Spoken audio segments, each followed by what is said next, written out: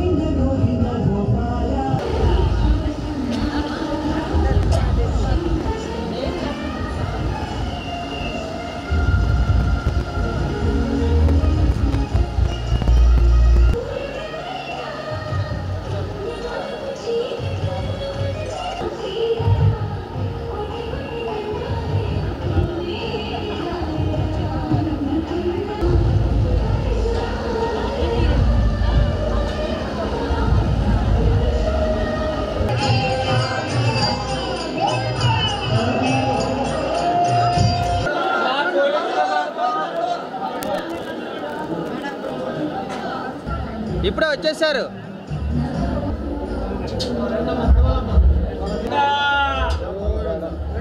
గోవిందా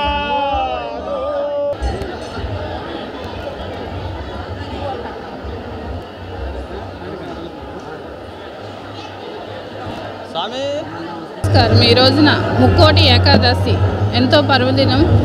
ఈ రోజున చిన్న తిరుపతిగా పిలుచుకుంటున్న వైకుంఠపురం మన వెంకటేశ్వర వారి సన్నిధిలో ఉత్తరపు వాకిళ్ళు దర్శనాన్ని ఈ రోజున ప్రజలందరికీ సుఖ సంతోషాలతో ఉండాలని దేవుణ్ణి కోరుకుంటున్నాను. అలానే మన తెనాలి పట్టణాలను ప్రజల మీద కూడా సుఖ సంతోషాలతో ఉండాలని, కలిగి ఉండాలని, అందరినీ ఆ వెంకటేశ్వర స్వామి వారి ఆశీస్సులు ఉండాలని కోరుకుంటూ సెలవు తీసుకుంటాం. వైకుంఠ అండ్ ముక్కోటి ఏకాదశి సందర్భంగా ఉదయం 4 గంటల నుంచి స్వామివారి ఉత్తర ద్వార దర్శనం ఏర్పాటు చేయడం జరిగినది. ఈ రోజు 25,000 మంది వరకు భక్తులు దర్శించుకుంటారని అంచనా వేయడం జరుగుతుంది. వీరందరికీ కావాల్సినటువంటి దర్శన ఏర్పాట్లన్నీ చేశాము. క్యూ లైన్స్ మరియు బ్యారికేడ్స్ ఏర్పాటు చేశాము. అలాగే ఉచిత ప్రసాదాన్ని కూడా ఏర్పాటు చేశాము.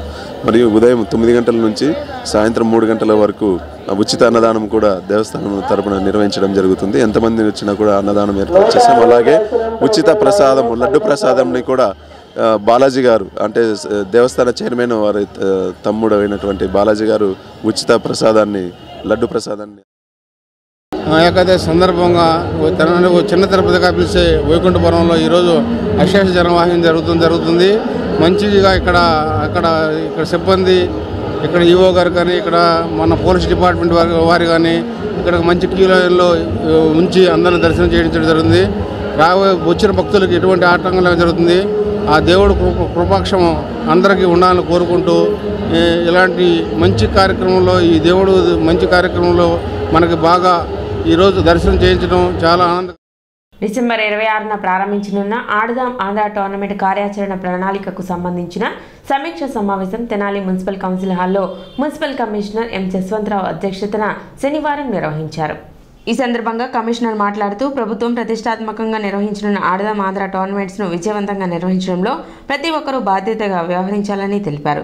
స్పెషల్ ఆఫీసర్ గాయత్రి మాట్లాడుతూ ఏ ఏరియా సచివాలయం అడ్మిన్ ఆ ఏరియాలోని గ్రౌండ్స్ విజిట్ చేయాలని, రిజిస్ట్రేషన్ చేసుకున్న క్రీడాకారులను మోటివేట్ చేస్తూ ఉండాలని తెలిపారు. ఎంఈఓ ఎం లక్ష్మీనారాయణ మాట్లాడుతూ వ్యాయామ ఉపాధ్యాయులతో ఇప్పటికే గ్రౌండ్ ప్లేబుల్ కండిషన్ పరిశీలించడం జరిగిందని, టీం వర్క్గా ఆడదాం ఆంధ్ర కార్యక్రమం విజయవంతం చేయాలని ఎంఈఓ వి జయంతిబాబు తెలిపారు. 26వ తారీఖు నుంచి మనం రాష్ట్ర వ్యాప్తంగా గౌరవ ముఖ్యమంత్రి వర్యులు మరి వైఎస్ జగన్మోహన్ రెడ్డి గారు ఈ ఆడదాం ఆంధ్ర కార్యక్రమాన్ని మరి మొదలు పెడతా ఉన్నారు. కాబట్టి అది కూడా గుంటూరులోనే ఇనాగ్రేట్ చేస్తూ ఉన్నారు. దానికి సంబంధించి మన తెనాలిలో కూడా 26వ తారీఖు నుంచి అప్ టు 30వ తారీఖు వరకు మనకి ఇక్కడ కాన్స్టిట్యున్సీ లెవెల్ వరకు మనకి ఈ గేమ్స్ జరుగుతూ ఉంటాయి. ఆ తర్వాత జిల్లా లెవెల్, ఆ తర్వాత స్టేట్ లెవెల్ కూడా ఈ స్పోర్ట్స్ జరుగుతాయి. దానికి సంబంధించి మరి ఏదైతే మన స్టాఫ్ ఉన్నారో, దేనైతే మనం డిప్లాయ్ చేశామో వీళ్ళందరికీ కూడా గైడెన్స్ కోసం ఎవరు ఏ పని చేయాలి, ఆ గ్రౌండ్ ప్రిపరేషన్ ఏంటి, దానికి సంబంధించిన ఏమైనా ఇంకా వస్తువులు కొనాల్సినవి ఉన్నాయా, ఇవన్నీ కూడా ఐడెంటిఫై చేయడం జరిగింది. ఆల్రెడీ గ్రౌండ్స్ అన్ని కూడా సిద్ధం. సమీక్ష సమావేశంలో municipal manager Venkatappayya, nodal officers, sanitary inspectors, వ్యాయామ ఉపాధ్యాయులు, tournament supervisors, ward administrative secretaries పాల్గొన్నారు. కమిషనర్ గారు అడ్మిన్స్కి, పీఈటీస్కి అందరికీ కూడా సూచనలు ఇవ్వడం జరిగింది. మేమందరం కూడా వాళ్ళందరినీ కమ్యూనికేషన్ గ్యాప్స్ ఏమి లేకుండా టీం మొత్తం ఒకటిగా ఫామ్ అయ్యేసి అందరూ గ్రౌండ్స్ వెరిఫై చేసుకొని ఈ 26 నుంచి జరిగే ఈ ఆడదాం ఆంధ్ర ప్రోగ్రామ్కి అందరూ రెడీగా సంసిద్ధంగా ఉండాలనే ఉద్దేశంతో ఈ మీటింగ్ కండక్ట్ చేయడం జరిగింది. అందరూ కూడా రెడీగా ఉన్నారు. 26న మన సీఎం గారు చెప్పినటువంటి ఆడదాం ఆంధ్ర ప్రోగ్రామ్ని ఎంతో ప్రతిష్టాత్మకంగా ఈ జిల్లాలో సక్సెస్ చేయాలనే ఉద్దేశంతో కమిషనర్ గారు, మేము, మేయర్, చైర్పర్సన్ గారు అందరం కూడా ప్రతి ఒక్కళ్ళు, పీఈటీస్ అందరూ, అడ్మిన్ సిబ్బంది అందరూ కూడా ఈ ప్రోగ్రామ్ని సక్సెస్ చేయాలి అనే ఉద్దేశంతో సచివాలయాల్లో 47 సచివాలయాలు అండి. 47 సచివాలయాలు కూడా గ్రౌండ్స్ని ఐడెంటిఫై చేసాం. 20 గ్రౌండ్స్ని ఐడెంటిఫై చేసి మరి 47 సచివాలయాలు కూడా పీఈటీస్ని కూడా సపరేట్గా చేయడం జరిగింది.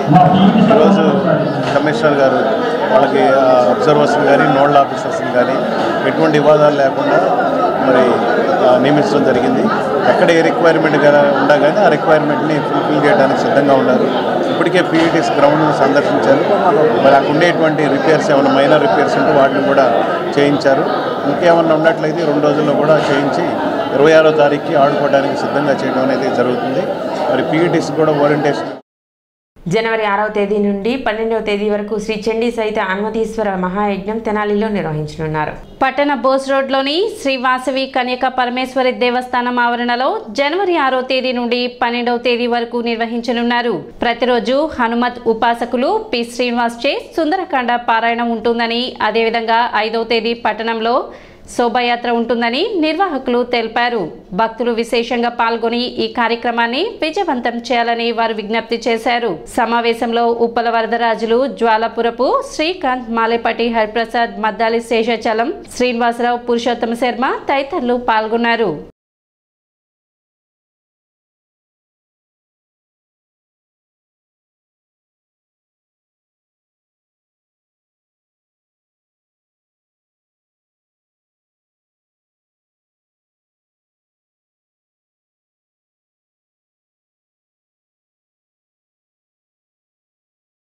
మరి ప్రజలందరూ సుఖ సంతోషాలతో ఉండాలి, రైతులందరూ కూడా పాడి పంటలు సుభిక్షంగా ఉండాలి అనేటువంటి సదుద్దేశంతో మరి ఈ యొక్క మహాయజ్ఞాన్ని ప్రారంభిస్తున్నాం.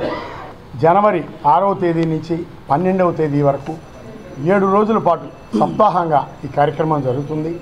ప్రతినిత్యం కూడాను అభిషేకాలు, అర్చనలు, హవనాలు, హోమాలన్నీ జరుగుతాయి. సాయంత్రం ప్రతిరోజు 6 గంటల నుంచి 8:30 గంటల వరకు ఖచ్చితంగా సమయం పాటిస్తూ 2.5 అవర్స్ డైలీ 7 రోజులు ఎంఎస్ రామారావు గారి మనవడు డాక్టర్ శ్రీనివాస్ గారిచే రామాయణంలో సుందరకాండ, అతి పవిత్రమైనటువంటి సుందరకాండ కార్యక్రమాన్ని గానం చేయడానికి కార్యక్రమాన్ని నిర్వహిస్తున్నాం.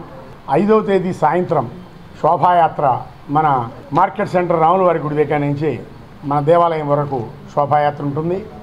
6వ తేదీ ఉదయాన మరి గణపతి పూజ, గోపూజ కార్యక్రమాలతోటి ఈ యొక్క కార్యక్రమం ప్రారంభమవుతుంది.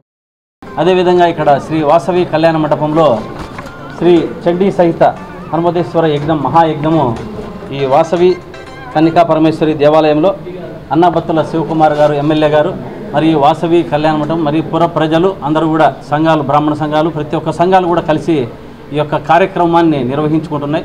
మన అనాదిగా మన సంస్కృతి సాంప్రదాయాలను కాపాడేది యజ్ఞాలు, హోమాలు, యాగాలు. ఇటువంటి కార్యక్రమాలు నిజంగా ప్రజల సంక్షేమం కోసం రాజులు చేస్తూ ఉండేవారు. ఇప్పుడు ఈ కాలంలో రాజుల బదులు మంత్రులు, ఎమ్మెల్యేలు, ముఖ్యమంత్రులు ఈ యొక్క కార్యక్రమాలంతా జరపడం వల్ల ప్రజలు సుఖశాంతులతో ఉండి ఆరోగ్యాలతో అందరూ కూడా ఉండాలని ఈ యొక్క కార్యక్రమాన్ని తలపెట్టారు. మున్సిపల్ చైర్పర్సన్ తాడిపోయిన రాధిక పట్టణ 6వ వార్డు నందు పర్యటించారు. 3వ రోజు పర్యటనలో భాగంగా వార్డులోని సైడ్ రైళ్లను ఆమె పరిశీలించారు. కాల్వల్లోని వ్యర్థాలను, షేడ్ను పురపాలక సంఘ సిబ్బందిచే తొలగింపచేశారు. ఈ సందర్భంగా ఆమె మాట్లాడుతూ వార్డు నందు డ్రైనేజ్ వ్యవస్థ అస్తవ్యస్తంగా ఉందని, త్వరలోనే ఆ సమస్యను పరిష్కరించడం జరుగుతుందని తెలిపారు. వార్డు నందు వీధి లైట్ల సమస్యను వార్డు ప్రజలు తమ దృష్టికి తీసుకువచ్చారని, దానిని కూడా పరిష్కరించేందుకు చర్యలు తీసుకుంటామని ఆమె తెలిపారు. అదేవిధంగా గృహ యజమానులు వారి యొక్క ఇళ్ల ముందు సైడ్ రైన్లు మూసివేసే విధంగా మెట్ల నిర్మాణం చేపట్టవద్దని ఆమె సూచించారు. కార్యక్రమంలో కౌన్సిలర్ కొర్రపాటి లక్ష్మి, వైసీపీ నాయకులు తాడిపోయిన రమేష్, కుర్రా శ్రీను, శానిటరీ సిబ్బంది తదితరులు పాల్గొన్నారు.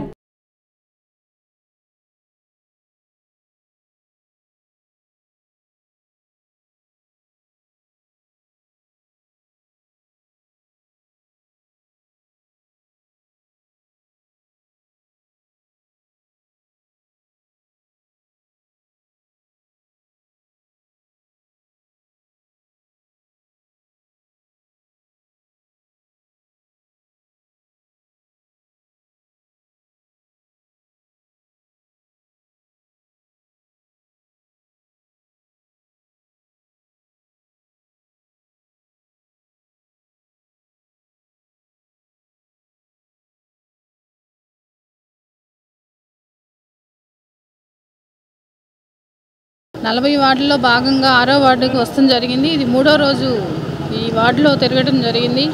ఈ వార్డుకు వచ్చేసి కల్వర్ట్లు బాగా డౌన్గా ఉంటానా వాటరు వాడికి లేకుండా అక్కడే వాటర్ నిలిచిపోవడం జరిగింది. అవన్నీ బాగు చేయించి ఈ సీల్టు తీపిచ్చి మా వర్కర్స్ చేత మెరుగుపరుస్తున్నాము. అలానే రాబోయే రోజుల్లో కూడా ఇంకా మెరుగుపరుస్తామని, అలానే ఈ వార్డులో స్ట్రీట్ లైట్ లేదని చెప్పడం జరిగింది. అలానే వెంటనే దాని మీద వేపిస్తడం జరిగింది. అలానే ఈ వార్డులో ఏదన్నా చిన్న చిన్న సమస్యలు ఉన్నా తొందరగానే పరిష్కరిస్తామని, అలానే రాబోయే రోజుల్లో ఇంకా తెనాలి పట్టణాన్ని మెరుగుపరుస్తామని, అలానే ఎమ్మెల్యే గారి ఆదేశాల మేరకు ఈరోజు మేము శానిటేషన్ అనేది స్టార్ట్ చేయడం జరిగింది.